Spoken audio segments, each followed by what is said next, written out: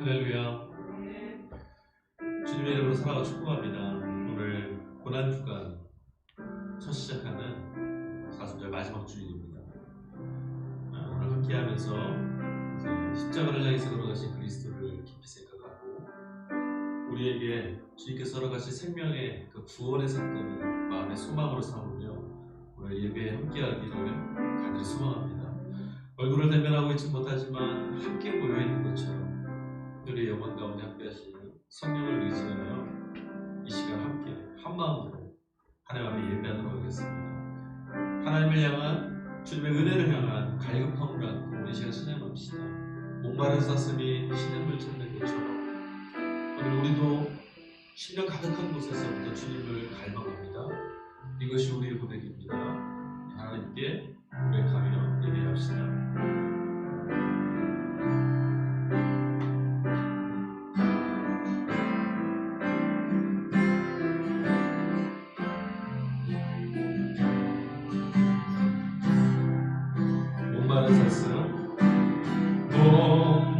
목마른 사슴 시대 그를 찾아 헤매이듯이 내 영혼 주를 찾기에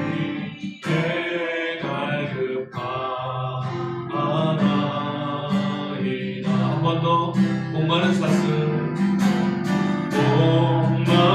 목마른 사슴 시대 그를 찾아 헤매이듯이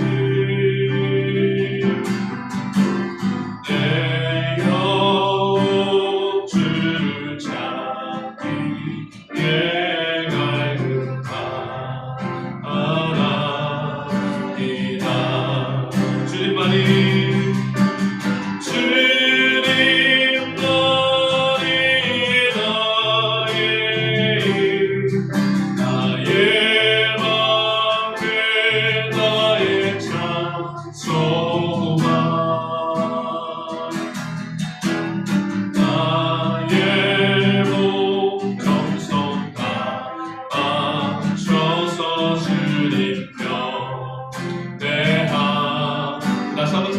목마른 사슴이 신음을 찾는 것처럼 목마른 사슴 시대 그를 찾아 헤매이듯이 내 영혼은 주님을 내 영혼 주를 찾기에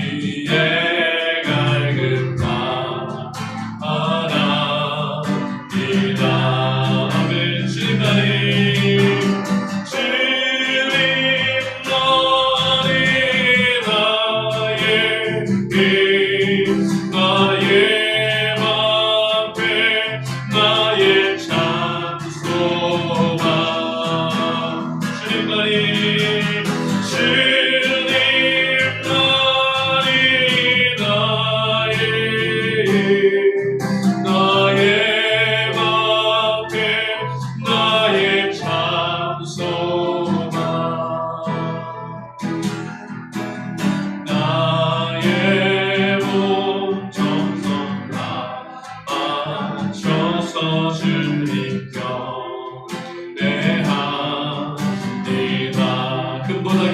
나의 주님 금보다 귀한 나의 주님 내게 만족 주신 주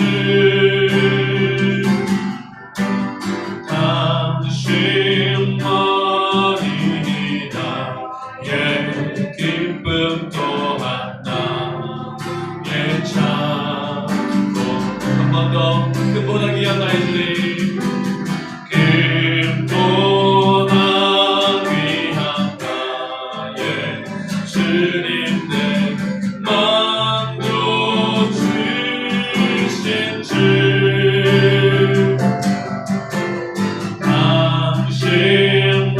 당신만이 나의 기쁨 또한 나의 참 고백 그러므로 주님만이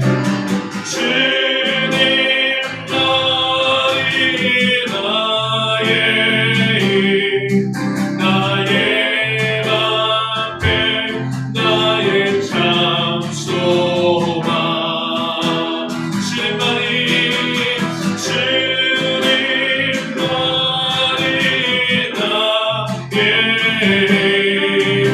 나의 방패 나의 참소 한 번 더 배웁시다. 주님만이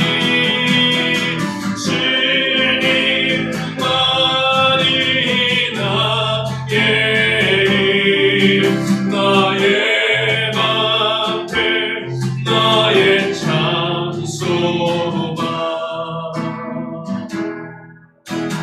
나의 목 정성 다하셔서 주님 경배합니다. 나의 목 정성 다하셔서 나의 목 정성 다하셔서 주님 경배합니다.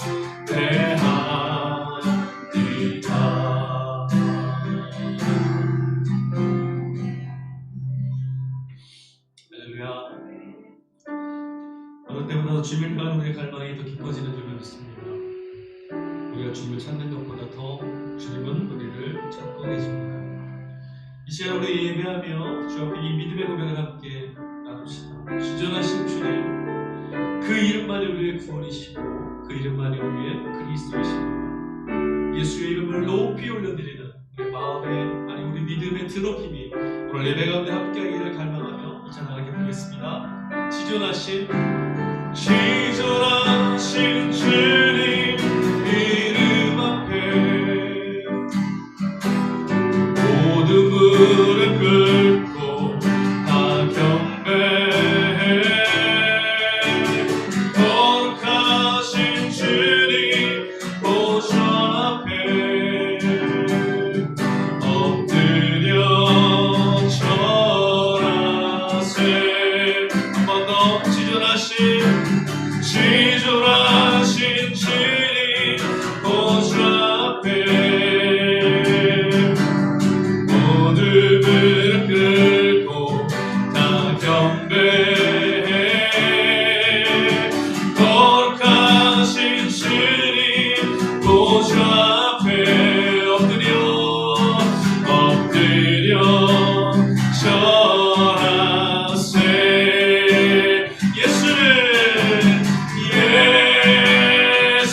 예수는 그리스도 주님은 예수는 주 하나님의 영으로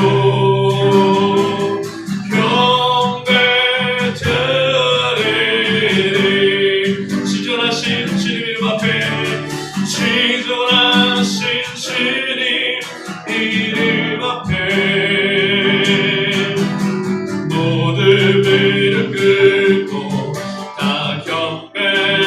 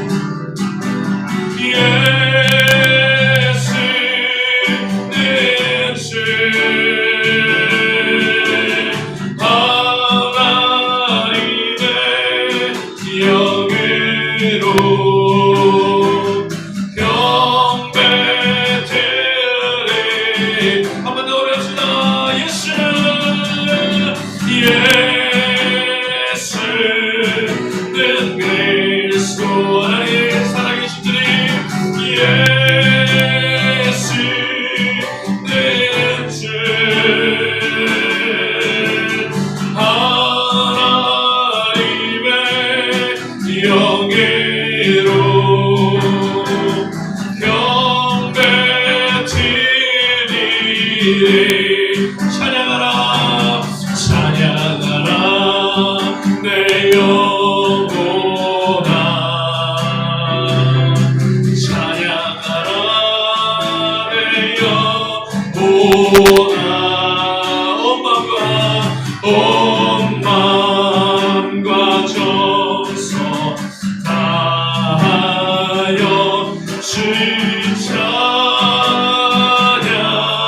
찬양하라 찬양하라 내 영혼아 찬양하라 내 영혼아 주님의 위대하심을 찬양하라 내 영혼아 온 마음과 정성 다하여 주 찬양하라 경배하라 내 영혼아 경배하라 내 영혼아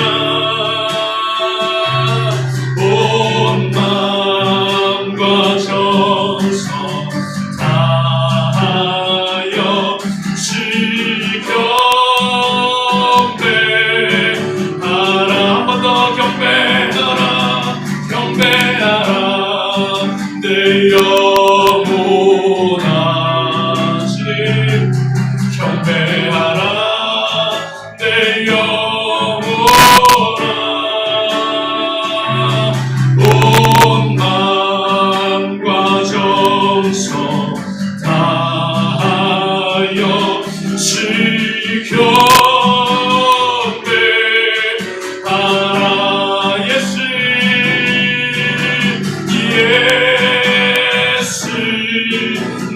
그리스도 예수는 주 하나님의 영예로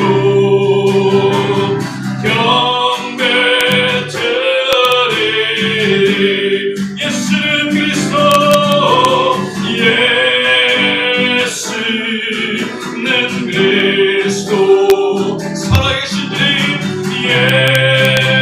예수는 주 하나님의 영예로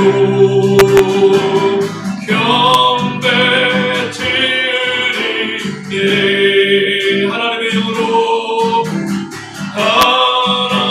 하나님의 영예로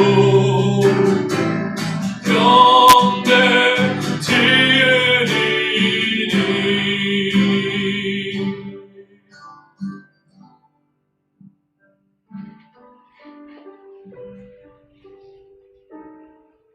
주님 감사합니다. 한 주간을 또 살다가 몸부림치고 허우적거리고 비틀거리는 것 같았지만 그래도 오늘 이 주일 아침에 다시 주님 앞에 서게 되었습니다. 은혜 베풀어 주시고 붙잡아 주셔서 감사합니다. 예수는 그리스도라고 고백한 이 찬양, 그렇습니다. 우리의 구원은 주님께만 있습니다. 하나님께서만이 우리의 생명의 구주이시며 우리의 죄를 짊어지시고 십자가를 향해 걸어가셨던 주님만이 우리의 구원의 주님 되십니다. 주님께 소망이 있고 주님께 구원이 있음을 고백할 수밖에 없기에 오늘 우리는 다시 이곳에 모였습니다. 각자의 자리에서 무릎 꿇고 하나님을 향하여서 예배드리는 당신의 성도들을 기억하여 주십시오. 질병으로 인하여 온 땅을 덮고 있는 이 두려움으로 인하여 우리가 얼굴을 대면하고 있지 못하지만 주님 긍휼히 여기셔서 오늘 이 시간 동일한 한 성령으로 우리 가운데 운행하시고 우리의 예배를 받아주시는 줄로 믿습니다.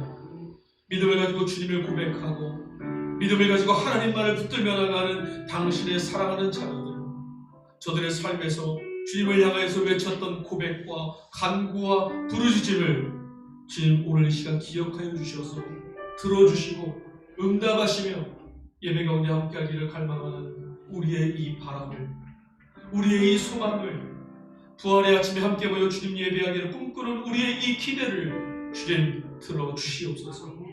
오늘을 마치고 다시 돌아갈 때 매일매일 우리의 삶의 곳곳마다 역사하시는 주의 함께하심을 보게 하여 주옵소서. 감사합니다. 우리의 구원의 이름 되시며 영원한 생명의 구주 되시는 거룩하신 주 예수 그리스도의 이름으로 기도했습니다. 아멘.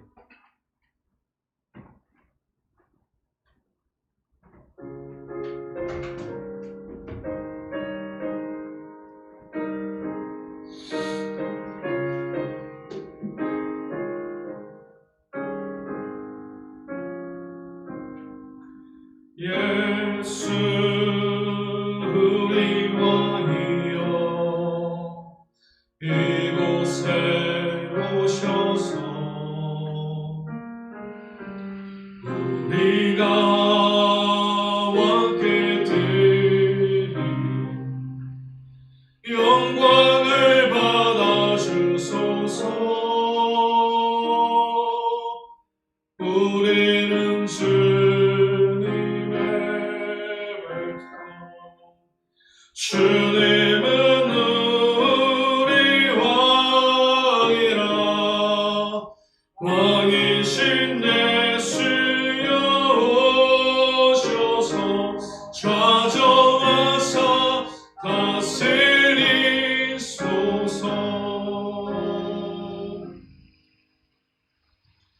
오늘은 사순절 마지막 주일이며 고난 주일입니다.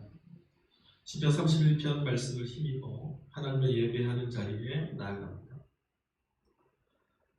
내가 무리의 비방을 들었으므로 사방이 두려움으로 감싸였나이다. 그들이 나를 치려고 함께 의논할 때에 내 생명을 빼앗기로 꾀하였나이다. 여호와여, 그리하여도 나는 주께 의지하고 말하기를 주는 내 하나님이시라 하였나이다. 아멘. 찬송가 27장 찬양해 보겠습니다.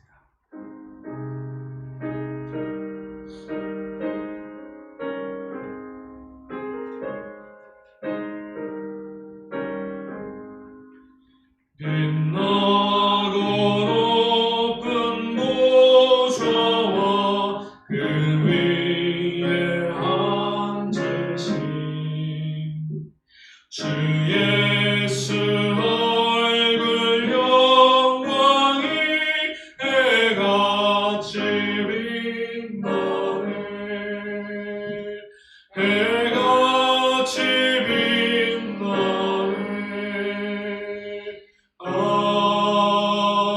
아멘. 이 시간에는 한마음으로 드리는 공동의 기도 함께 나누도록 하겠습니다. 제가 방송 예배에 참여하시는 성도님들을 위해서 함께 읽어야 되는데 제가 봉독하는 것으로 함께 기도하겠습니다. 기도하겠습니다. 자비로우신 하나님, 우리의 길과 생명이 되시는 주님의 이름을 찬양합니다. 주님, 한참을 걸어왔지만 끝이 잘 보이지 않는 길 위에 놓여있는 우리를 긍휼히 여겨주십시오. 불안해하거나 낙심하지 말게 해주시고 계속 걷다 보면 끝에 이르리라 믿으며 묵묵히 가야 할 길을 가게 하여 주십시오. 이렇게 어수선한 때에도 농부는 밭에 나가 묵은 땅을 갈아엎고 새롭게 씨앗을 심고 있음도 기억하게 해주십시오. 우리도 그들처럼 새로운 내일을 준비하며 희망을 만드는 사람이 되게 해주십시오. 주님, 끝없이 욕망을 추구하는 이 사회를 불쌍히 여겨주십시오. 그릇된 욕망에 빠져 다른 이의 인권을 짓밟는 이들을 벌하여 주십시오. 너무나도 큰 상처를 입은 피해자들도 위로해 주십시오. 사회가 폭력의 피해자의 아픔보다 가해자의 앞날을 중히 여겨왔던 그릇된 행태를 반복하지 않게 해 주십시오. 응당한 처벌이 이루어지게 하시되 이 사회가 온전히 새로워질 수 있는 길을 또한 마련하게 도와주십시오. 예수님의 이름으로 기도드립니다. 아멘. 이 시간에 함께 하나님 앞에 우리 섭시다. 오늘 이 시대에 하나님께서 우리에게 주시는 분명한 메시지는 돌이킴이라고 믿습니다.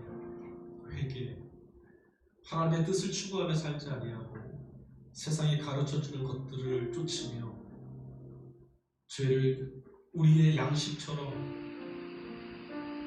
우리 것을 만들고 살았던 지나온 걸음들, 하나님을 믿지 못하고 하나님을 따르지 못하고 하나님을 의지하지 못한 채 걸어갔던 이 죄의 걸음들을 멈추고 하나님의 자비와 하나님의 은총을 기대하며 다시금 주님 앞에 설 수 있도록 주님 우리에게 은혜를 베풀어 주시고 성령으로 우리의 굳은 마음을 부드럽게 하옵니다. 주님, 이 사회가, 이 나라가 주님께 다시 돌아갈 수 있도록 오늘 이 시대가, 이 시기가 그런 은혜의 때가 되게 해달라고 우리 주님 앞에 신곡하며 나아가도록 하겠습니다.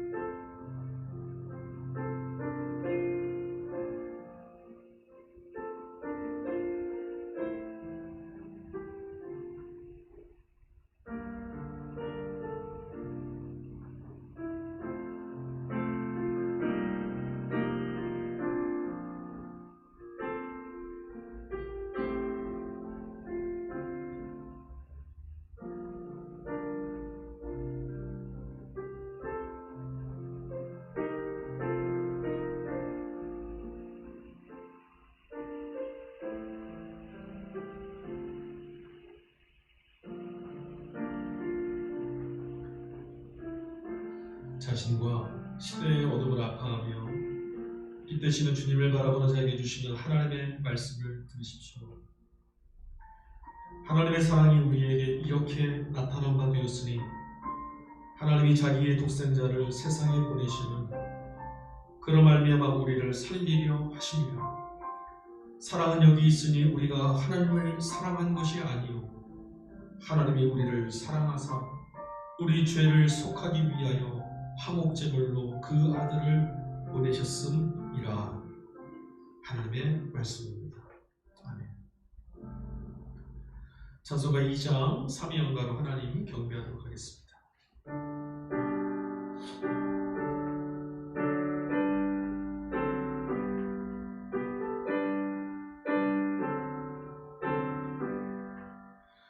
찬양 성부 성자 성령 성삼위일체계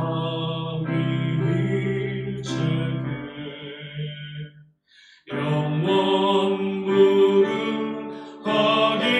무궁하기까지 영광을 돌리세 영광을 돌리세.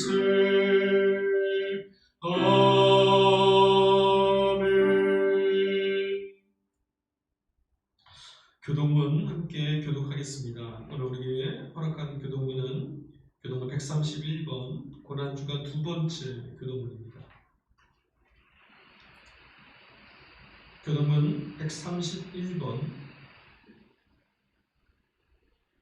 저는 방송에 참여하신 분들을 위해서 끝까지 제가 읽을 터이니 여러분들은 여러분의 순서에 회답하시면 되겠습니다.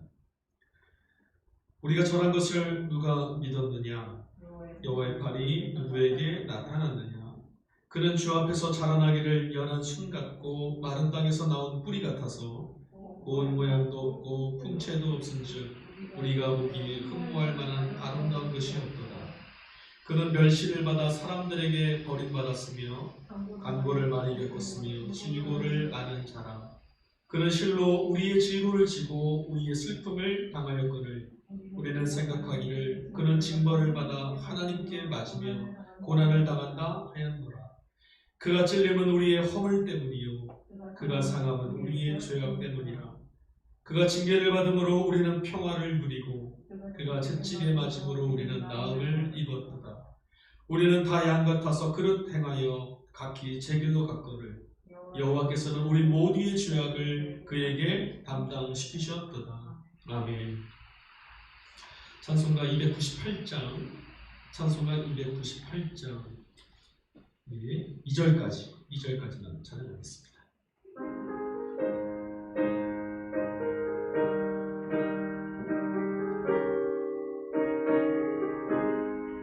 속죄하신 그 새 주를 내가 찬송하리라. 내게 자유 주시려고 주가 고난당했네. 그 신사랑 찬양하리. 나의 죄 사하려고 십자가에 죽임 당하 나의 죄 찬양하리. 내가 구원받은 증거 기뻐 전파하리라. 내 죄 모두 담당하신 주의 사랑 크셔라. 그 신사랑 찬양하리. 나의 죄 사하려고 십자가에 죽임 당하 나의 죄 찬양하리.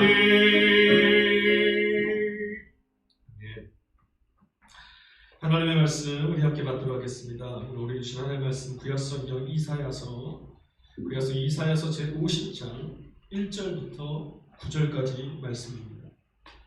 구약성경 이사야서 50장 1절부터 9절까지의 말씀 함께 받도록 하겠습니다.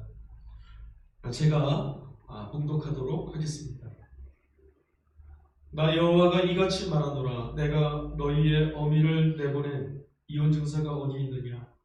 내가 어느 체주에게 너희를 팔았느냐? 보라, 너희는 너희의 죄악으로 말미암아 팔렸고 너희의 어미는 너희의 배역함으로 말미암아 내보냄을 받았느니라. 내가 왔어도 사람이 없었으며 내가 불러도 대답하는 자가 없었음은 어찌 됨이냐? 내 손이 어찌 짧아 구속하지 못하겠느냐? 내가 어찌 건질 능력이 없겠느냐? 보라, 내가 꾸짖어 바다를 마르게 하며 강들을 사막이 되게 하며 물이 없어졌으므로 그 물고기들이 악취를 내며 갈아여 죽으리라. 내가 흑암으로 하늘을 입히며 굵은 배로 덮느니라. 주 여호와께서 학자들의 혀를 내게 주사 나로 곤고한 자를 말로 어떻게 도와줄 줄을 알게 하시고 아침마다 깨우치시되 나의 귀를 깨우치사 학자들같이 알아듣게 하시도다. 주 여호와께서 나의 귀를 여셨으므로 내가 거역하지도 아니하며 뒤로 물러가지도 아니하며 나를 때리는 자들에게 내 등을 맡기며 나의 수염을 뽑는 자들에게 나의 뺨을 맡기며 모욕과 침뱉음을 당하여도 내 얼굴을 가리지 아니하였느니라. 주 여호와께서 나를 도우심으로 내가 부끄러워하지 아니하고 내 얼굴을 부싯돌같이 굳게 하였으므로 내가 수치를 당하지 아니할 줄을 아노라. 나를 의롭다 하시는 이가 가까이 계시니 나와 다툴 자가 누구냐? 나와 함께 설지어다. 나의 대적이 누구냐? 내게 가까이 나올지니라. 보라, 주 여호와께서 나를 도우시리니 나를 정죄할 자 누구냐? 보라, 그들은 다 옷과 같이 헤어지며 좀이 그들을 먹으리라. 아멘. 할렐루야. 주님의 이름으로 사랑하고 축복합니다. 코로나 바이러스로 인한 신음과 절망을 헤집고 맞이한 4월의 첫 주, 정신을 차리고 보니까 벌써 사순절의 마지막 주일, 고난주일이 되었습니다. 한 주간 무탈하시고 주 은혜 가운데 평안한 길을 걸으셨을 줄로 믿습니다. 부활절 한 주를 앞두고 있는 오늘을 종료주일 또는 고난주일이라고도 말합니다. 명칭이나 의미의 그 소소한 차이에도 불구하고 이 둘 다 예수 그리스도의 사명의 목적지인 십자가, 죽음, 그것을 주목하고 있는 것은 동일합니다. 해마다 전 세계의 교회와 성도들은 사순절을 경건과 절제 나눔으로 보내다가 특별히 오늘부터 시작하는 이 고난주간에는 더욱더 경건하고 더욱더 절제하며 금욕하여서 예수 그리스도의 죽음을 기억하는 한 주로 새겨갑니다.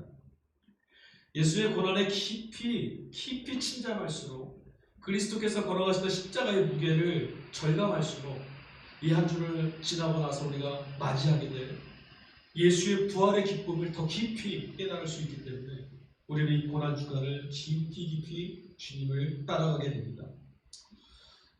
제게는 평생 잊을 수 없는 고난주간에 대한 기억이 있습니다. 아마도 제 평생 제가 어디서 무엇을 하든 이 고난주간의 기억, 그때의 기억을 잊지 못할 것 같습니다. 2014년 제가 수련 목회자 과정을 모두 마치고 교회에서 마지막 사역을 이제 맡겨지는 것을 받았습니다. 그 사역이 뭐였냐면 고난주간에 새벽기도를 인도하는 거였습니다. 목사 은수를 앞두고 있었던 그 마지막 주, 마지막 사역, 고난주간 새벽기도를 인도하는 와중에 세월호 사건이 터졌죠. 기도의 기간 중에 발생했던 그 세월호 사건은 트라우마가 되고 말한 그런 절망과 아픔, 상처 이런 것들을 고스란히 고난주간이라는 것에다가 기억으로 심어놓고 말았습니다. 그래서 저는 고난주간이 다가올 때마다 왠지 괜시리 숨쉬기가 좀 어렵고 괜시리 답답하고 그냥 서글퍼지고 그럽니다. 과연 이 세상에서 나는 어떤 메시지를 전할 수 있을까? 내가 목사가 되어서 전할 수 있는 복음은 도대체 뭘까? 자식을 잃고 눈물을 흘리는 어미들에게 전할 수 있는 나의 복음이 그들에게도 복음이 될 수 있을까? 내가 대체 어떻게 그들 앞에 서서 예수는 구원이시다라고 부활이 우리에게 있지 않느냐고 말할 수 있을까? 이 답을 찾아서 몸부림치며 지냈던 시간이었습니다. 안수를 받는 그 마지막 날까지 이 질문을 끌어안고 씨름했던 것 같아요. 안수를 받을까 말까? 도망갈까? 마지막 순간까지 앞에 했던 그때의 기억이 지금도 아주 선명합니다. 공기가 그냥 어느 한순간에 갑자기 세상의 공기가 다 사라진 것만 같은 그런 답답한, 갑갑한 절망 속에서 우리는 구원이 필요한 존재라는 것을 깨닫게 됐었죠. 그리고 오늘 6년이라는 시간이 훌쩍 지났는데 오늘 이 아침, 이 고난주일에 저는 다시금 우리는 스스로를 구원할 수 없고 구원을 받아야만 하는 존재구나. 이런 엄중한 현실과 엄중한 자각 속에 오늘 이 주일을 맞이합니다. 사순절, 그러니까 특히나 오늘부터 맞이하게 되는 이 고난주간은 단순히 예수의 고난을 추억하거나 예수님께서 2000년 전에 십자가를 향해서 이렇게 걸어가셔서 죽으셨더라 그 사실을 기억해내는데 의미를 갖지 않습니다. 고난 가운데 있는 우리 자신들을 돌아봄으로써 예수님께서 걸어갔을 때 그 고난의 주간에 우리 스스로에게 임한 이 고난의 정체를 돌아봄으로써 빗나가고 있었던 우리의 걸음들을 다시 추스려서 있어야 할 자리로 옮기우고 예수께서 열어져 주셨던 그 부활과 생명, 그 해방의 문을 향해서 우리의 걸음을 옮겨나가는 것, 한 걸음씩 하나님을 향해서 우리의 믿음의 걸음을 옮겨나가는 것, 그럴 수 있을 때만 사순절, 고난주일, 이 고난주간 모두가 신앙적으로 우리에게 의미를 가질 수 있습니다. 여러분, 그러고 보니까 죽음 앞에서는 정말 아무것도 할 수 없구나 라고 했던 이 무기력하게 만난 우리의 현실, 그것을 깨달았던 그런 실체를 직면했던 그 해가 지나가고 나서 한 해가 딱 지나자마자 그때부터 어느 순간부터 우리는 사순절을 다시금 그냥 평범한 일상 속에 그냥 만나게 되는 낯선 어떤 절기 정도로 생각하고 말았습니다. 평상시에는 죄와 죽음이라던가 무능함, 절박함, 구원에 대한 이 절망감들, 하나님이 나를 어떻게 구원하실 것인가, 하나님이 내 손에 어떻게 붙잡아 주실 것인가에 대한 갈급함을 다 팽겨쳐버리고 그냥 먹고 사는 일에 바빠서 그런 일들에 몰두하다가 예수가 걸어가셨던 그 고난의 사건만 기억할 뿐 고난의 의미에 대해서는 한 번도 다 보지 못한 채, 왜 예수님이 그런 고난의 길을 걸어가셔야 했는가에 답을 찾지도 못한 채 어색하고 불편한 사순절을 빨리 해치우고 그리고 말았죠. 그리고 우리는 이 고난주간이 빨리 지나가고 부활절의 문을 열어서 그것을 통과해서 하루빨리 우리의 익숙한 현실로 돌아가려고 했던 것은 아닌지 모르겠습니다. 그런데 오늘 우리는 그렇게 바쁘게 이 고난주간, 사순절, 부활절까지 그냥 통과해버리려던 이 걸음을 멈추고 말았습니다. 여러분, 이 고난이라는 것은 우리 인생에 있어서 뗄래야 뗄 수 없는 것이죠. 우리들의 인생의 한쪽 면인 것처럼 우리들의 삶에 들러붙어 있는 것이 고난입니다. 그래서 우리의 삶은 모두 다 힘겹기 마련입니다. 누가 뭐라고 해도 고난은 아프고 상처가 되고 부담스럽고 반갑지 않은 것이죠. 그래서인지 그림자처럼 따라붙는 이런 고난에 대한 우리의 방어 기제는 애써서 현실을 외면하려고 하는, 그래서 의미 없는 웃음이나 아니면 쾌락을 쫓아 우리의 걸음과 고개를 자꾸 돌리게 되는 그런 길을 자꾸 선택하지 않을 수 없는 것 같아요. 하지만 여러분, 그런 식으로 외면해서는 고난의 문제는 해결할 수가 없습니다. 우리 인생에 찾아오는 그런 고난들을 단순히 우리가 어떤 다른 쾌락이나 다른 것들로 고개를 옮김으로 그 고난이 사라지거나 고난의 문제로부터 자유해질 수 없다는 거죠. 고난이 우리를 놓아주지 않습니다. 인간은 죄인이므로 고난을 받는다, 이런 교리에 그래 어쩔 수 없는 것이다 체념하고 싶기도 했고 그냥 묻어두려고도 했습니다. 근데 여러분, 고개를 들고 잠깐만 두리번거려 보면 우리 주변에 악의 형통함을 우리는 보게 돼요. 악한 이들의 형통함을 보게 되고 세상의 그 평안함을 보게 될 때마다 우리 안에 애써 묻어두었던 나의 고난과 아픔의 무게들, 그런 상처들이 자꾸 들춰내집니다. 그래서 마음이 아프고 속이 상하죠. 여러분, 그렇다고 해서 여러분 이 문제를 우리가 외면할 수가 있을까요? 외면할 수 없습니다. 우리는 이미 알고 있습니다. 이 문제를 외면한다고 해도 결국은 지워지지 않는다는 것. 다시금 우리 신앙의 길 가운데 이 문제가 다시 떠올라서 우리의 마음을 어느 순간 아프게 할 수 있다는 걸 우리가 알기 때문에 아프고 쓰리지만 우리는 반드시 이 고난의 문제를 붙들고 씨름해야만 합니다. 여러분, 왜 고난은 우리를 떠나지 않는 걸까요? 우리 인생에 고난이라는 걸 좀 사라지면 얼마나 좋을 터인데 이 고난이 우리의 인생에 왜 이렇게 끝까지 함께하면서 불쑥불쑥 우리의 삶을 자꾸 침범해 들어올까요? 도대체 왜 악인이 형통하고 의인은 고통을 당해야 합니까? 선지자 이사야, 오늘 우리가 읽은 본문 말씀 속에서 이 이사야도 이 사실 때문에 마음이 몹시 힘들었습니다. 오늘 본문 말씀 6절 보니까 나를 때리는 자들에게 내 등을 맡기며 나의 수염을 뽑는 자들에게 나의 뺨을 맡기며 모욕과 침뱉음을 당하여도 내 얼굴을 가리지 아니하였느니라 라고 말합니다. 지금 고난받는 종의 노래로 불리우는 이 본문의 말씀 속에서 하나님이 세우셨던, 하나님이 보내셨던 종이 지금 수치와 모욕과 고난을 당하고 있습니다. 그냥 자기 멋대로 살고 자기 이익을 위해서 살고 쾌락을 향해서 살던 사람이 아니라 하나님이 세우셨어요. 하나님의 목적을 위해서 세우셨고 하나님 그를 보내셨는데 그의 앞길에 가리워진 건 뭐냐면 핍박과 모욕과 고난입니다. 여러분이 순환의 이야기가, 고난받는 하나님 종의 이야기가 여러분 어떻게 들리십니까? 내 얘기 아니니까? 아니요, 그렇지 않습니다. 이 땅에 살아가는 하나님 백성 우리 모두의 이야기가 바로 이 이야기거든요.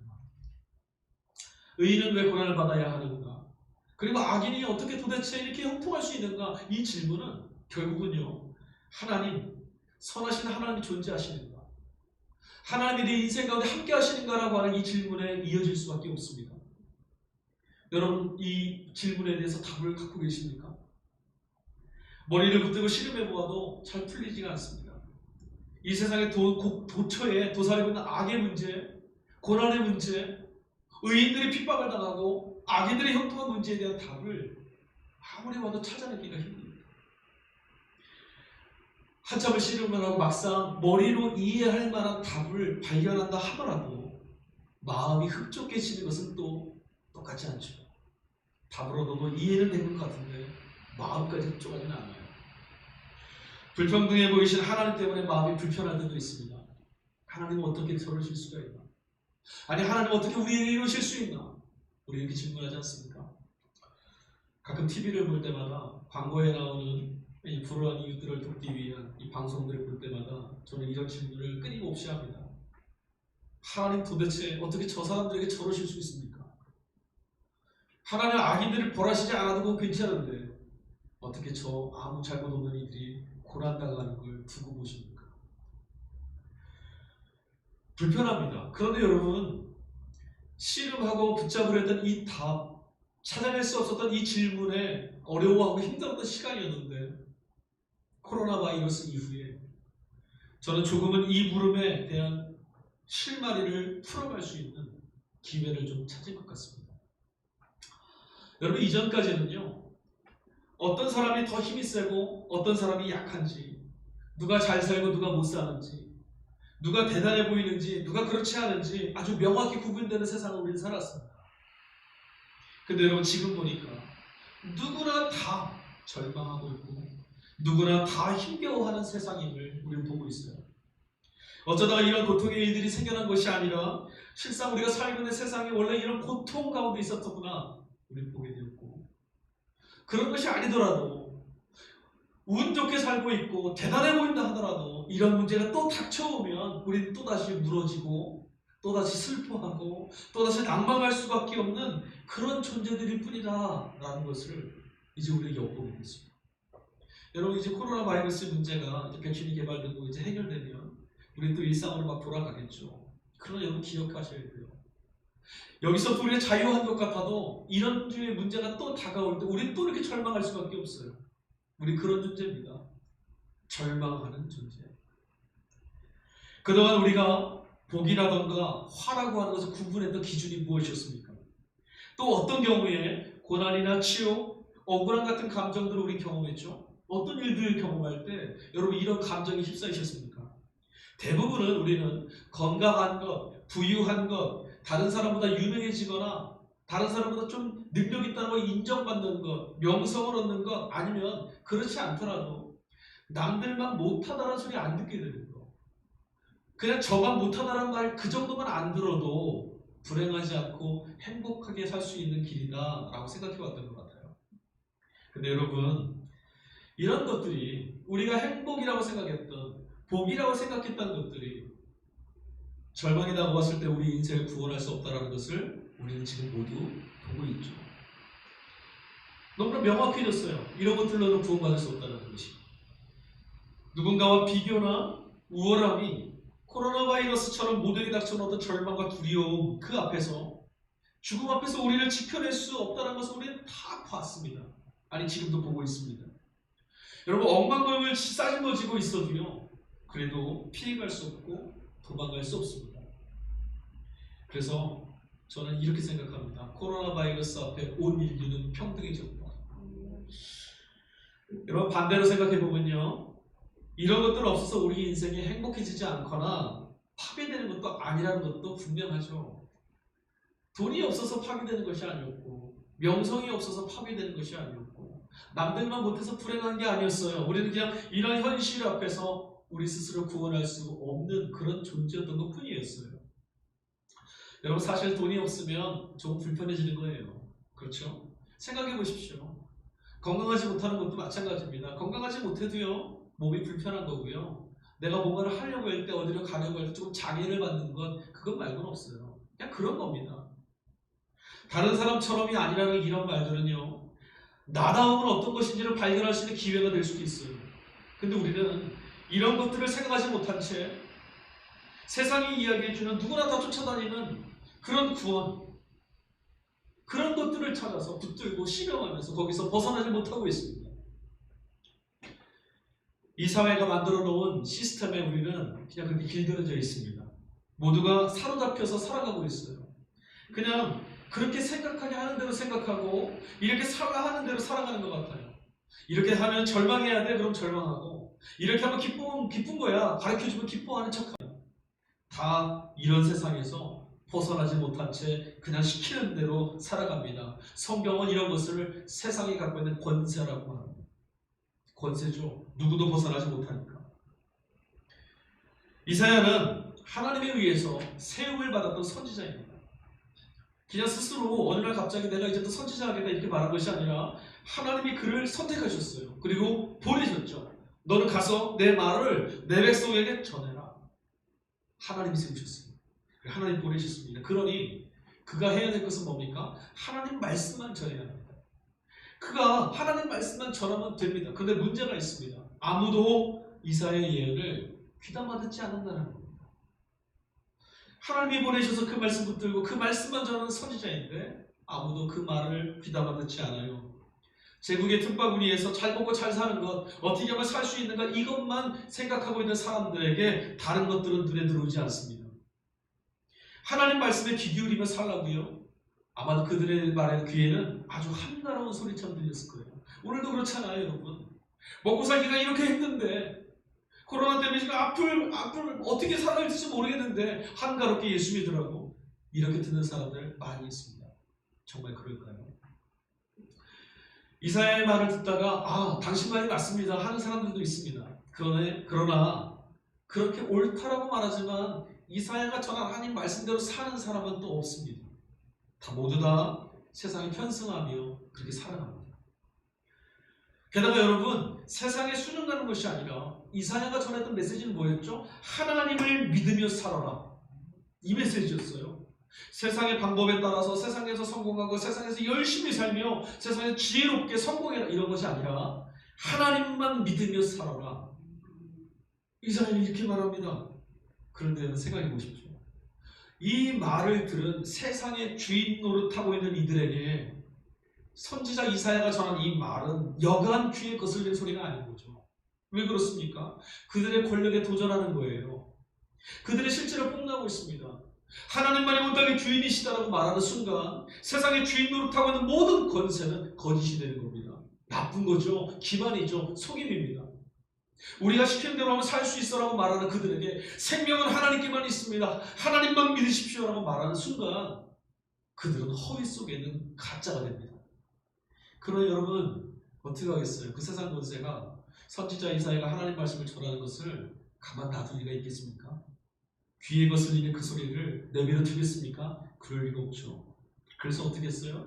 아까 6절 말씀을 읽은 것처럼 수염이 뽑혀지고 뺨을 맞고 모욕을 당하고 침뱉음을 당하는 핍박을 당합니다.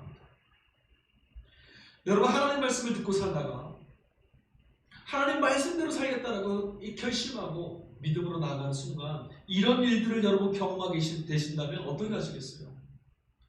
우리가 하나님 뜻대로 살다가 이런 일들을 세상에서 경험하게 될 때 우리 마음은 어떻게 될까요? 아마도 후회와 좌절과 실망감, 고독감 막 이런 게 몰려올지도 모르겠습니다. 왜 나만 이렇게 살아야 되는 거야? 이렇게 산다고 도대체 뭐가 달라져? 아무도 듣지 않아. 하나님도 도와주시지 않는 것 같아. 우리 이렇게 말하실 수밖에 없어요. 여러분 누구나 이런 상황이 오면 이런 갈등에 서게 됩니다. 제 아무리 믿음이 좋고 신앙이 깊어도 우리는 늘 은혜와 믿음의 경계 안에서 흔들거리는 존재일 뿐이에요. 세상 만만치 않습니다. 근데 여러분 그럼에도 불구하고 이런 모욕을 당하고 있던 선지자가요 오늘 본문 말씀을 보니까 세상에서 모두 다 그를 비난하고 그의 말을 듣지 않는데 그를 핍박하고 있는데 이 선지자가 도리어 힘을 내어서 큰 소리로 외치기 시작합니다. 이 소리를 듣다 보면 어찌 그렇게 당당한지 모르겠습니다. 8절 말씀입니다. 나와 다툴 자가 누구냐? 나와 함께 설지어다. 나의 대적이 누구냐? 내게 가까이 나올지어다. 자신 있지 않습니까? 내 앞에 한번 서보라는 거예요. 어떻게 이럴 수가 있었을까요? 그렇게 억울한 일을 당하면서도 자기 혼자 서 있는 것 같은 그런 인생을 살고 있으면서도 나만 이렇게 살고 있는 것 같은데도 어떻게 그는 믿음의 길을 포기하지 않고 오히려 당당하게 배에 힘을 주고 외칠 수 있었을까?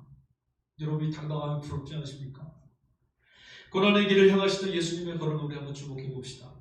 오늘 우리가 읽진 않았지만 성설과 상독서로 주어진 마태복음 27장 말씀은 예수님께서 십자가에 달려 죽으시던 장면을 보여주고 있습니다.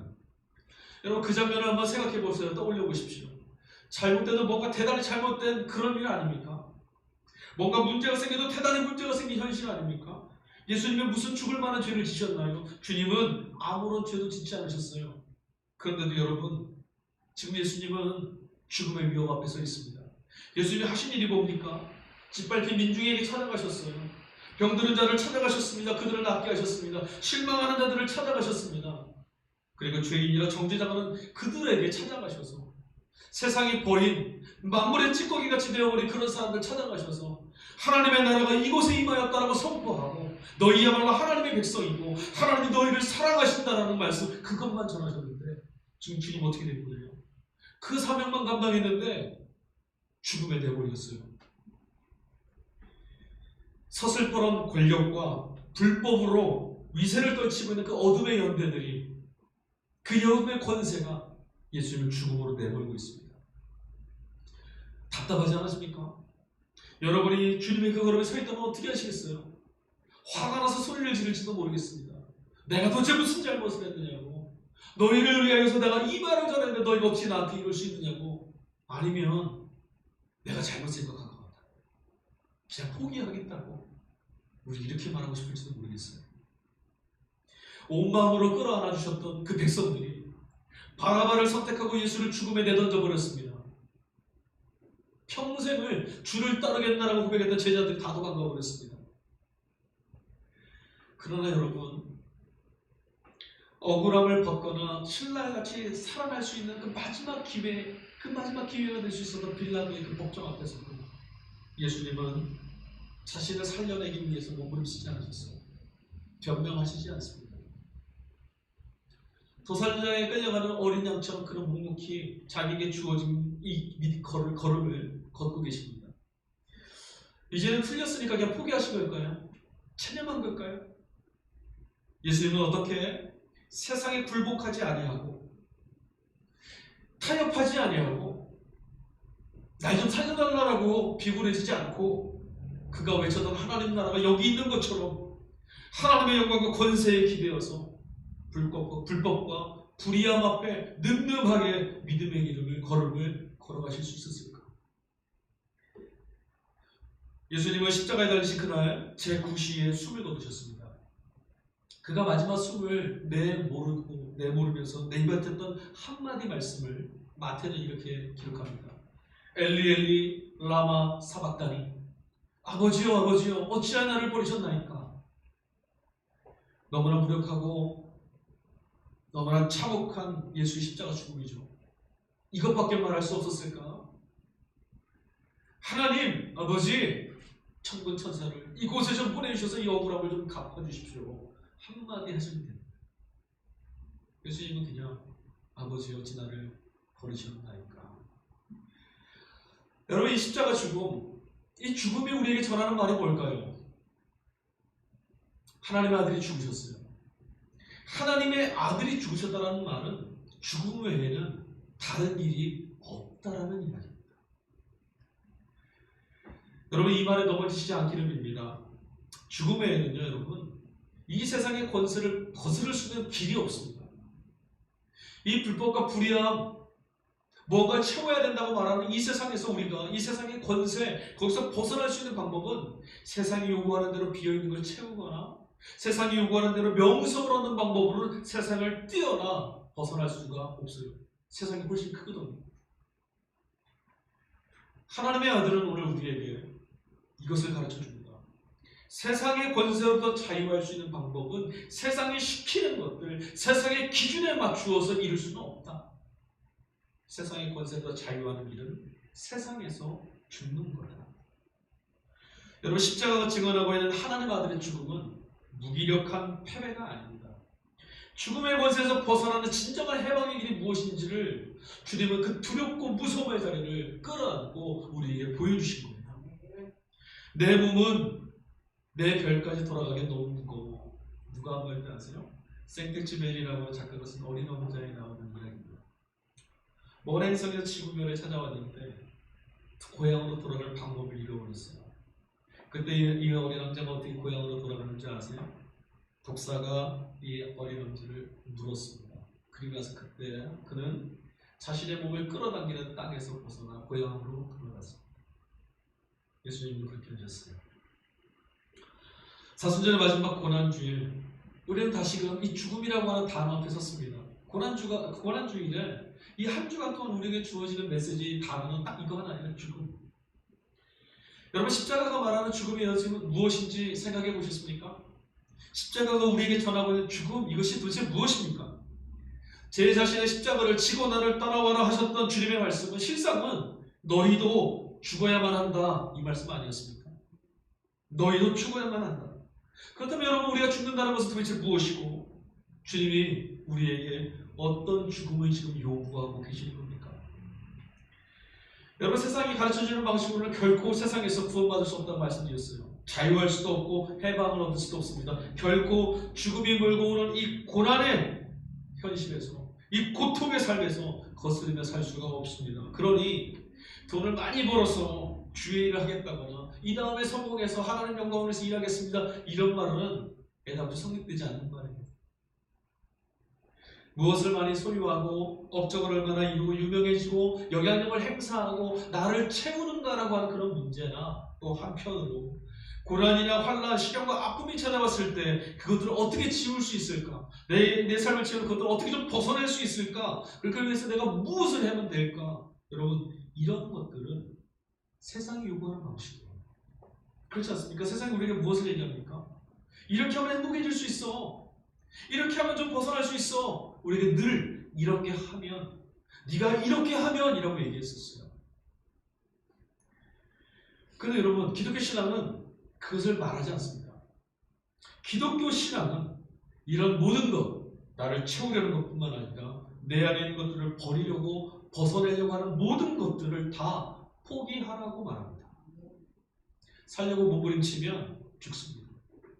세상에서 세상의 방식으로 여러분 살려고 할 때마다 우리가 경험한 게 뭐였어요? 시년처럼 자꾸 늪처럼 빠져드는 절망과 고통과 갈등, 아픔, 허무, 이런 거 아니었습니까? 살려고 할 때마다 세상은 우리에게 구원을 주지 않아요. 더 깊이 빠져듭니다. 예수님은 여러분, 우리에게 세상 고난과 핍박을 벗어나거나 해결할 수 있는 법을 가르쳐 주시지 않습니다.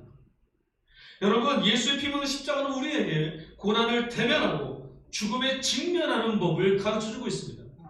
여러분, 기독교 신앙은 사는 법을 가르쳐주지 않아요. 기독교 신앙, 십자가를 상징으로 바라보는 이 종교가 늘상 말하고 있는 것이 무엇입니까? 어떻게 죽을 것이냐, 이거거든요. 기독교 신앙이 늘 말하는 건 이거예요. 어떻게 죽을 것이냐. 여러분, 탐욕을 추구하며 악을 도모하고 사는 것, 불의함에 고개를 숙이고 비굴하게 타협하며 사는 것, 그렇게 살다가 세상이 시키는 대로 그렇게 종노릇하며 살다가 썩어져가는 그런 죽음이 아니라 세상의 권세 앞에 승리하고 하나님 영광에 사로잡히는 길로서 예수의 죽음을 우리가 배우고 그리스도 예수를 따라 그를 길 삼아 죽으라고 하나님 우리에게 말씀하고 있습니다. 고난주간 살려고 몸부림치는 여러분에게 죽으라고 말씀드리니까 답답하시죠? 그럼 여러분, 예수와 함께 죽는 길은 사는 길입니다. 부활이 있지 않습니까? 그와 함께 죽어야만 우리 부활을 맞이할 수 있어요. 그와 관계없이 죽으면 썩어 없어집니다. 선택하셔야 합니다. 신앙이 말하는 죽음은 넓은 길로 가는 사람들, 성공과 출세를 향해서 나아가는 사람들을 바라보던 그 눈, 그들을 부러워하고 자신을 부끄러워하는 그런 눈이 자꾸 감겨지는 거예요. 인정받으려는 욕구에서 벗어나서 비교와 경쟁을 부추기는 이 세상의 소리에 귀가 점점 닫혀져 가는 것.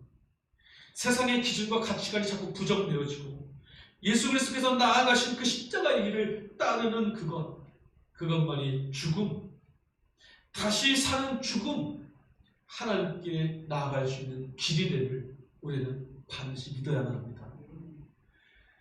십자가가 가리키고 있는 이 죽음에게로 나아갈 수 있는 힘, 여러분 어디 있습니까? 예수님도 그 마지막 길을 믿고 가셨지만 가기 힘들었잖아요. 겟세마네 동산에서 마지막 밤에 땀방울이 핏방울이 될 때까지 주님 기도하셨잖아요. 그런데도 그거를 그러나 나의 뜻대로 마옵시고 아버지의 뜻대로 하옵소서 하면서 걸어갈 수 있게 한 그 힘이 어디 있었을까요? 우리에게도 그 힘이 필요하지 않습니까? 우리도 예수님처럼 주님 안에서 죽는 이 길을 걸어갈 수 있는 용기와 믿음과 힘이 필요하지 않습니까? 이 힘이 어디에 있습니까? 온갖 아름답고 화려한 것들로 우리 눈을 사로잡고 있는 세상, 그 세상의 유혹을 뿌리치고 핍박과 환난과 고통과 두려움에도 여전히 이 길 위에 버티고 설 수 있는, 자기를 부인하고 생명을 바라보며 나아갈 수 있는 이 힘이 어딨냐는 거죠. 마태복음 27장 54절에 이런 말이 있어요. 이 사람은 참으로 하나님의 아들이었도다. 누가 한 말인 줄 아세요? 예수님이 숨을 거두시던 그 순간에 예수를 지키고 있는 백부장과 그때 함께했던 사람들 입에서 내뱉은 말이에요. 그러나 여러분 너무나 아쉽습니다. 예수님은 이미 숨지셨어요. 주께서 숨지시기 이전에 그들이 깨닫고 이 말을 했더라면, 세상이 주님이 십자가에서 숨지시기 전에 이 사실을 인정했더라면 너무나 아쉽지 않으세요? 속이 상합니다. 때 늦은 후에 야, 하나님이 아들이었구나 인정한 것 같아서 기분이 좋습니까? 아니, 저는 너무나 아쉽고 속상합니다. 예수 십자가 달리셨던 때 세상이 깨달았던 얼마나 좋았을까? 마태가 왜 그들의 이 고백을 예수의 죽음 끝에 담아놨을까요? 우리 같은, 나 같은 이 생각, 이 억울한 마음, 이걸 좀 표출하려고, 야, 니들 좀 더 일찍 좀 깨닫지 그랬어, 이 마음 때문에 이 본문 말씀 썼을까요? 그게 아니에요. 마태는 예수를 잡아 죽였던 그들의 입을 통해서 예수님이야말로 하나님의 아들이시라는 것, 다시 말해서 예수님은 하나님과의 관계 안에 계셨던 분이라는 것을 지금 고백하게 만든 거예요. 여러분, 예수님은 이적과 기사, 놀랍고 신비로운 능력이 아니라 오직 하나님과의 관계 안에서만 그리스도이세요. 하나님과 관계 안에 계실 때만 우리의 구원이 되실 수 있어요. 빌립보서 2장 8절과 11절 말씀입니다. 사람의 모양으로 나타나서 자기를 낮추시고 죽기까지 복종하셨으니 곧 십자가에 죽으심이라. 이러므로 하나님이 그를 지극히 높여 모든 이름 위에 뛰어난 이름을 주사 하늘에 있는 자들과 땅에 있는 자들과 땅 아래에 있는 자들로 모든 무릎을 예수의 이름에 꿇게 하시고 모든 입으로 예수 그리스도를 주라 시인하여 하나님 아버지께 영광을 돌리게 하셨느니라. 아멘. 여러분, 십자가는 하나님께 순종하였던 예수님의 길이었습니다. 그런 예수를 모든 이들의 주와 그리스도가 되게 하신 분이 누구시죠? 하나님이십니다. 바울이 만나고 믿었던 예수는 오직 하나님과의 관계 안에 계셨던 그리스도, 하나님의 아들이셨던 주님이셨어요. 하나님과의 관계란 말 여러분 잘 귀담아 들으셔야 돼요. 하나님과의 관계란 말을 반드시 기억하셔야만 합니다. 세상을 둘러보면 여러분 그 화려함의 마음을 빼앗길 수밖에 없습니다. 우리 중에 누구라도 마찬가지예요. 세상을 둘러보고 고개를 주님이 아닌 다른 곳을 돌려보는 순간 마음에 섭섭함이 밀려옵니다. 답답해지고요. 무너지기 마련이죠. 파도를 보고 바람의 소리를 듣는 순간 한없이 속절없이 물속에 빨려 들어갔던 그 베드로의 모습은 오늘 우리의 연약한 실존을 나타나는 말이에요. 우리도 똑같아요. 바람 소리를 들으면 다 넘어집니다. 파도를 바라보는 순간 물속에 빠져들어갈 수밖에 없는 게 우리예요. 내가 무엇을 어떻게 할 것인가? 도대체 세상을 어떻게 바꿀 것인가? 세상은 나에게 무엇을 해줄 것인가? 이 질문은 답이 될 수 없습니다. 여러분, 오히려 이 아침에 이 질문에 한번 답해 보세요. 마음에 손을 놓고 한번 답해 보십시오. 누가 우리를 구원하십니까? 누가 여러분의 구원자이십니까? 누가 우리의 대적의 손에서 우리를 건져낼 수 있습니까? 누가 죽음이 우리를 덮쳐올 때 우리와 함께 계시며 이 죽음에서 우리를 건져낼 수 있습니까? 여러분, 이 질문에 답하시면 됩니다. 예수와 한 몸을 이룰 때 예수 그리스도와 함께 하는 것, 그와 함께 죽음을 향해 나아가는 것만이 하나님과의 관계 안에 거하는 길입니다. 하나님이 우리를 인정해 주시는 길이 바로 거기에 있어요. 예수님과 함께 하는 것. 그래서 바울이 나는 날마다 죽노라 이것을 희망으로 삼고 살았던 거예요. 여러분, 이 고난의 기간, 우리 이 고난의 현실에서 적어도 이 고난 주간만큼은 세상에서 살려고 했던 그 몸부림을 멈추시고 온전히 예수 그리스도 안에 거하고 세상에 대하여 나는 그리스도와 함께 죽었느니라. 여러분, 그것만이 죽음에서 사는 일입니다. 그때 우리 안에서 당당한 외침이 터져나오도록 성령께서 예수를 죽은 자 가운데서 일으켜내셨던 하나님께서 우리 심령 안에서도 이 외침이 터져나오게 하실 줄 믿습니다. 이사야서 50장 8절 9절 말씀을 읽어드리고 설교를 마치겠습니다. 나를 의롭다 하시는 이가 가까이 계시니 나와 다툴 자가 누구냐? 나와 함께 설지어다. 나의 대적이 누구냐? 내게 가까이 나올지어다. 보라, 주 여호와께서 나를 도우시리니 나를 정죄할 자 누구냐? 보라, 그들은 다 옷과 같이 헤어지며 조이 그들을 먹으리라. 아멘. 기도하겠습니다.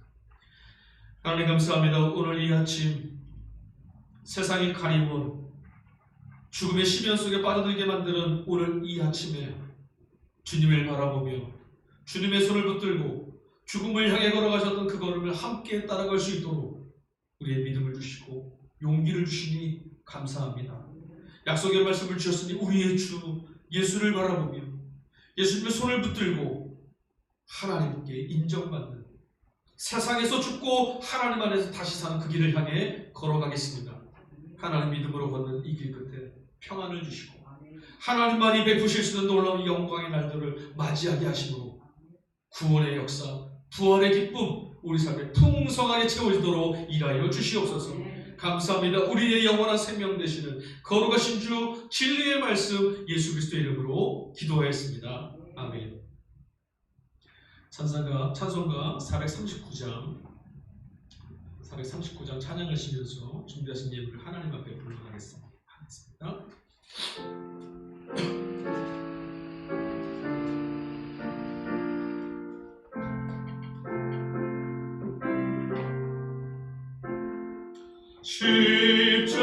십자가로 가까이 나를 이끄시고 거기에 흘린 보혈로 정케 하옵소서.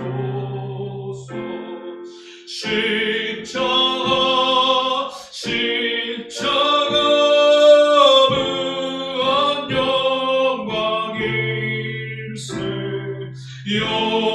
요단강을 건너 영원한 시건대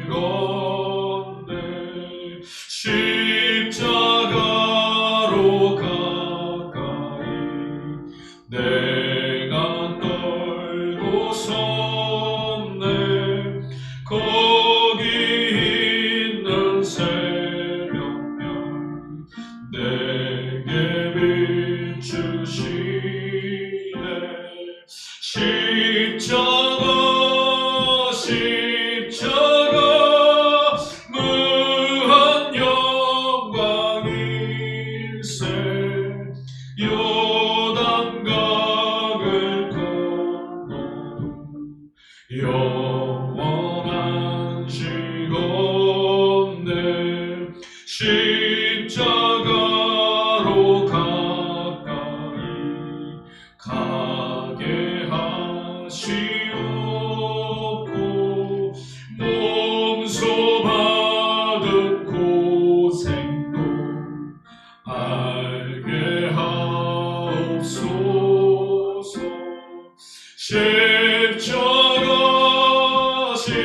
십자가 무한 영광일세. 요단강을 건너 영원한 시건대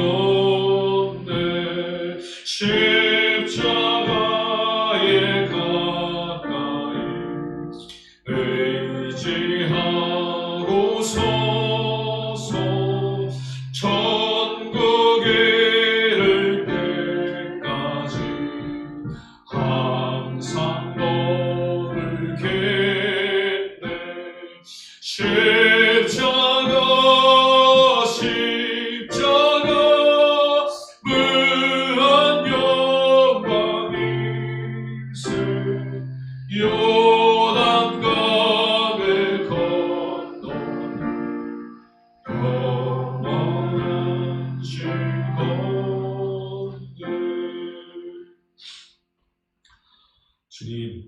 주님께서는 주님을 조롱하고 멸시하는 우리를 위해 기꺼이 당신을 비우고 낮추셨습니다. 주님의 그 사랑이 우리를 살게 해주십니다. 주님의 그 사랑만이 우리의 희망이십니다. 주님 지금 이 시간에도 그 어디선가 고난받고 계신 주님을 우리가 알아보게 해주시고 주님의 고난에 동참하게 해주십시오. 주님의 사랑에 감사하며 마음과 정성을 주님께 향하여 봉헌하는 마음들이 있습니다. 받아주십시오.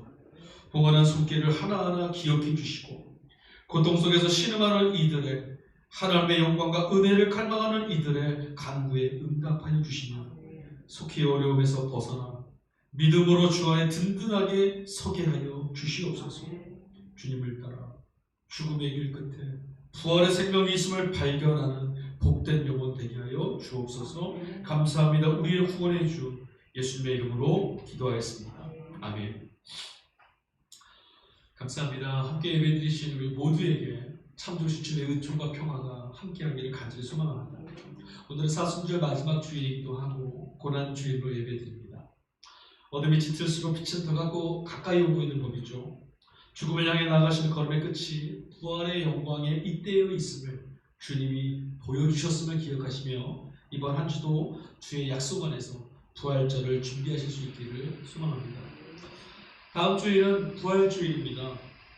코로나 바이러스 때문에 우리 예배가 이제 한 달 넘게 이제 이렇게 굳어져 버렸는데 다음 주일부터는 예배 모임을 이제 서서히 시작해 보려고 합니다. 단 3일 기도회 주일 예배에 좀 분산을 좀 하려고 해요. 그저께 이제 0시를 기준으로 이제 조례가 나와서요. 이제 감염병 예방 8가지 수칙을 준수하지 않으면 이제 행정명령도 받아야 되고 또 이제 모든 피해에 대해서 우리가 짊어져야 되는 그런 일이 좀 생겼습니다. 그래서 저도 이런 것들을 준칙하려고 하다 보니까 딱 하나 걸린 게 뭐냐면 예배 이격거리예요. 서로가 서로 떨어져 있는 거리. 그래서 3일 기도회와 주일 예배를 좀 분산해 보려고 합니다. 그렇게 해서 참여하시되 가급적 매주 한 번 이상 우리 예배에 오프라인 예배에 함께 참여해서 성전에서 함께 예배하는 그런 모이기를 자꾸 힘써야 될 것 같습니다. 감기 증상이 있으시거나 몸이 불편하신 분들은 방송으로 설교 예배에 같이 참여하셔도 됩니다. 코로나19 감염 예방을 위해서 예배 실황과 카카오톡 라이브, 유튜브 녹화 방송 제공하고 있습니다. 함께 나누시되 그리고 말씀에서 절대로 멀어지지 마십시오. 말씀만이 우리의 심령을 하나님께 지탱하고 붙잡을 수 있는 영혼의 탑입니다. 그것을 놓아버리면 우리 영혼은 떠나갈 수밖에 없습니다. 하나님께 마음을 두시고 언제나 말씀 안에 함께하는 저와 되시고 다음 주일에 함께 모여서 예배할 수 있는 그 일들을 우리 경험할 수 있도록 기도 많이 해주시고 또 준비할 수 있게 해주십시오.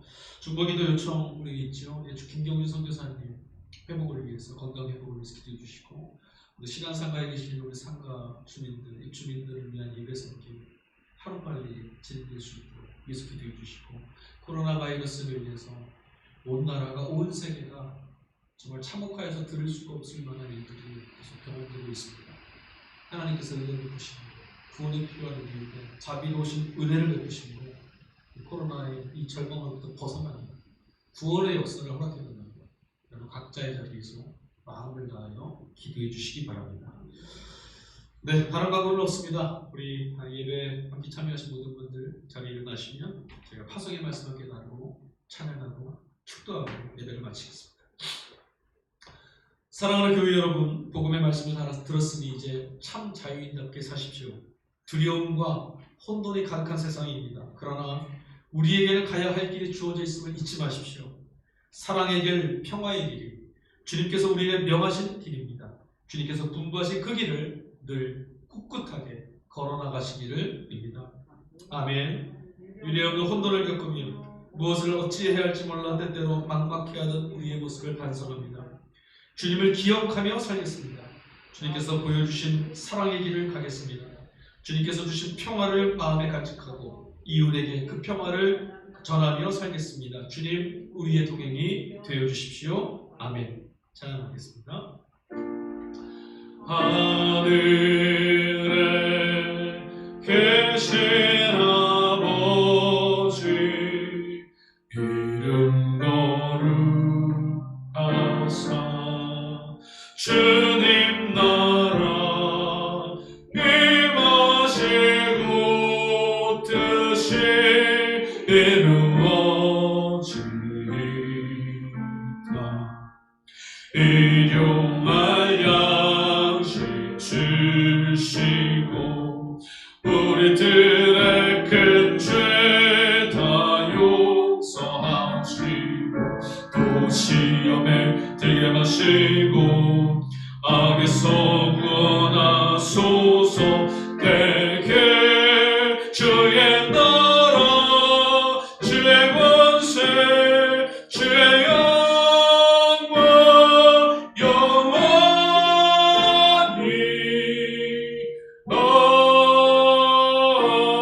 아멘.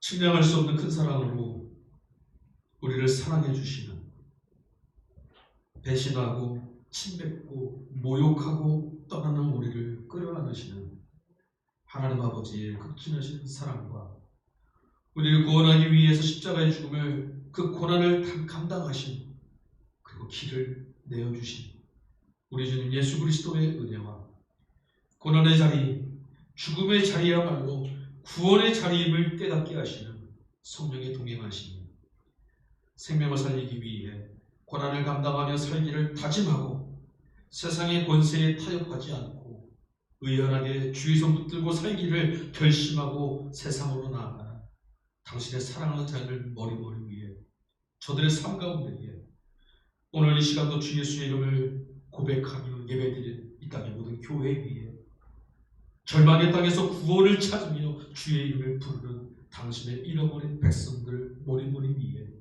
영원토록 함께 계시기를 간절히 축원하옵나이다. 아멘.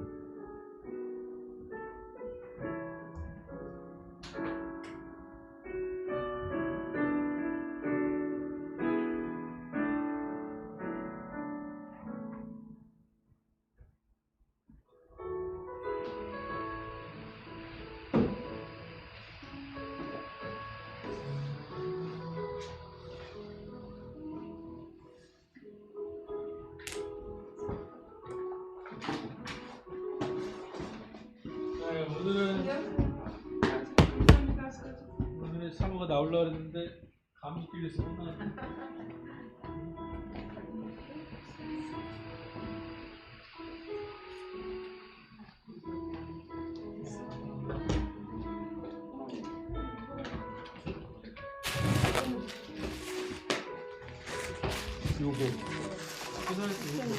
이거 건사님. 이건 좀 부드러운가? 오늘 사모가 인사하러 온다는데 감기가 안 나네? 오줌 안 했어요. 너무 큰일 났네. 사모님 감기가 많이 부으시네. 아니, 감기 기운이 살짝 있는데 안 나가네. 안 나가는데. 나오고 자, 감사합니다. 들어가시고요. 근데 유튜브는 왜 안 되는 거야? 오늘 왜 이랬는 건데 이게? 아니 난 기계가 너무 싫어 이래서.